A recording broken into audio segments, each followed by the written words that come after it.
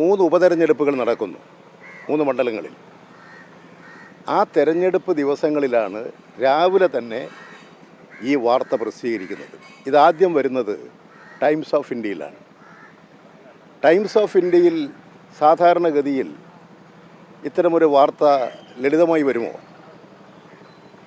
ഈ വാർത്ത വന്നതിൻ്റെ പിന്നിൽ ആസൂത്രിതമായ നീക്കമുണ്ട്. ടൈംസ് ഓഫ് ഇന്ത്യയിൽ വന്നു.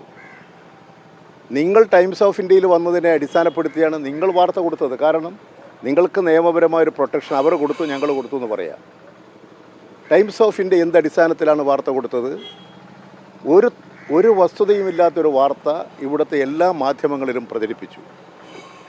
ഈ 3 ഉപതെരഞ്ഞെടുപ്പുകളുടെ ഘട്ടത്തിൽ അതിൽ 2 മണ്ഡലങ്ങളിൽ തെരഞ്ഞെടുപ്പ് ദിവസമാണ്.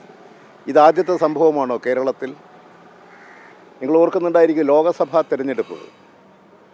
ലോകസഭാ തെരഞ്ഞെടുപ്പ് ഏപ്രിൽ മാസം 24-ാം തീയതി. അന്ന് രാവിലെ എന്താ ചെയ്തത്? അന്ന് രാവിലെ ചെയ്തത് ജാവേദ് ഖറെ ഇ പി ജയരാജൻ കണ്ടു, ഗൂഢാലോചന നടത്തി എന്ന് പറഞ്ഞുകൊണ്ട് വാർത്ത വന്നില്ലേ? ഏതാണ്ട് ആ ദിവസങ്ങൾക്കും 2023 ആദ്യത്തിലാണ് ജാവേദ് ഖർ പോകുന്ന വഴി എന്നെ പരിചയപ്പെടാൻ ഞാനുള്ള സ്ഥലത്ത് വന്നത്. ആദ്യം തന്നെ അദ്ദേഹം പറയുന്നത്, ഞാൻ ഇവിടുത്തെ BJPയുടെ പ്രധാനപ്പെട്ട ഒരു ചുമതലക്കാരനായി ചുമതല ഏറ്റെടുത്തിട്ടുണ്ട്. ഞങ്ങൾ എല്ലാ രാഷ്ട്രീയ പാർട്ടി നേതാക്കളെയും കണ്ടിട്ടുണ്ട്. കുഞ്ഞാലിക്കുട്ടിയെ കണ്ടിട്ടുണ്ട്, അതുപോലെ തന്നെ VD സതീശനെ കണ്ടിട്ടുണ്ട്, പിന്നെ രമേശ് ചെന്നിത്തലയെ കണ്ടിട്ടുണ്ട്.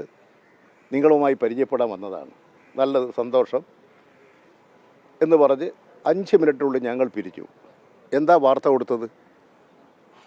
അതിൻ്റെ തലേന്ന് വന്നുമായി നിങ്ങളെല്ലാം വലിയ തോതിൽ വാർത്ത കൊടുത്തില്ലേ? ജാവേദ് ഖറുമായി കൂടിക്കാഴ്ച നടത്തി, ഐക്യമുണ്ടാക്കി. ഈ വാർത്ത സ്ഥിരീകരിക്കുകയാണ് രാവിലെ വന്നിട്ട്. എനിക്ക് കളവ് പറയാൻ പറ്റുമോ? ഞാൻ കണ്ടില്ലെന്ന് എനിക്ക് പറയാൻ പറ്റുമോ? കണ്ടത് സത്യമാണ്. ഇത്ര 1.5 വർഷം മുമ്പ് ആ കണ്ട കാര്യത്തെ അന്ന് കണ്ടതുപോലെ വാർത്തയുണ്ടാക്കി ബോധപൂർവ്വം ഒരു വാർത്ത സൃഷ്ടിക്കുകയല്ലേ? എന്താ അതിൻ്റെ ലക്ഷ്യം? ആ തെരഞ്ഞെടുപ്പിനെ അലങ്കോലപ്പെടുത്തുക. ആ തെരഞ്ഞെടുപ്പിൽ ഇടതുപക്ഷ മുന്നണിക്ക് എതിരായി ഫലമുണ്ടാക്കി അതുവഴി എന്നെ പാർട്ടിക്കകത്തും പുറത്തും പൊതുസമൂഹത്തിലും ആക്രമിക്കുക. ഇത് ആസൂത്രിതമായൊരു പദ്ധതിയല്ലേ? അതിൻ്റെ ആവർത്തനയല്ലേ ഇപ്പോൾ വന്നിട്ടുള്ളത്? തെരഞ്ഞെടുപ്പ് ദിവസം രാവിലെ എന്തെങ്കിലും വസ്തുതയുള്ളതാണോ? ഇല്ലാത്തൊരു കാര്യം, കൊടുക്കാത്തൊരു കാര്യം. എന്നോട് ഈ ഇത് പ്രസിദ്ധീകരിക്കുന്നതിന് വേണ്ടിയിട്ട് DC ബുക്സുകാർ ഫോണിൽ ബന്ധപ്പെട്ടിരുന്നു. ഞാൻ പറഞ്ഞു, ഇത് പൂർത്തിയായിട്ടില്ല, പൂർത്തിയായാൽ എന്ത് വേണമെന്ന് അപ്പോൾ ആലോചിച്ച് ചെയ്യാം. മാതൃഭൂമിക്കാർ എന്നോട് സമീപിച്ചിരുന്നു. മാതൃഭൂമിയിലെ ശശീന്ദ്രൻ ഞാനും ഒക്കെ വളരെ അടുത്ത് എത്രയോ കാലമായ ബന്ധമുള്ള ആളാണ്. അദ്ദേഹം തന്നെ എന്നോട് പറഞ്ഞിരുന്നു, ഞങ്ങൾ പ്രസിദ്ധീകരിക്കാം. ഞാൻ അദ്ദേഹത്തോട് പറഞ്ഞത് ഇതേ മറുപടിയാണ്. അങ്ങനെയുള്ള ഒരു പുസ്തകം എന്തടിസ്ഥാനത്തിലാണ് ഇല്ലാത്ത കഥകൾ എഴുതി ചേർത്ത് തെരഞ്ഞെടുപ്പ് ദിവസം പ്രക്ഷേപണം ചെയ്തത്? ആസൂത്രിതമായിട്ടുള്ളൊരു പദ്ധതിയാണത്. അത് തെരഞ്ഞെടുപ്പിനെ അലങ്കോലപ്പെടുത്തുക, അതുവഴി പാർട്ടിയെ പരാജയപ്പെടുത്തുക, ഇടതുപക്ഷ മുന്നണിയെ പരാജയപ്പെടുത്തുക, അതുവഴി പാർട്ടിക്കകത്തും പുറത്തും എന്നെ ഇടിച്ച് തകർക്കുക. ഇത് ആസൂത്രിതമായൊരു ഗൂഢാലോചനയാണ്. ഇത് പാർട്ടി എനിക്ക് നേരെ നടക്കുന്ന ആക്രമണം പാർട്ടിയെ തകർക്കാനുള്ളതാണ്.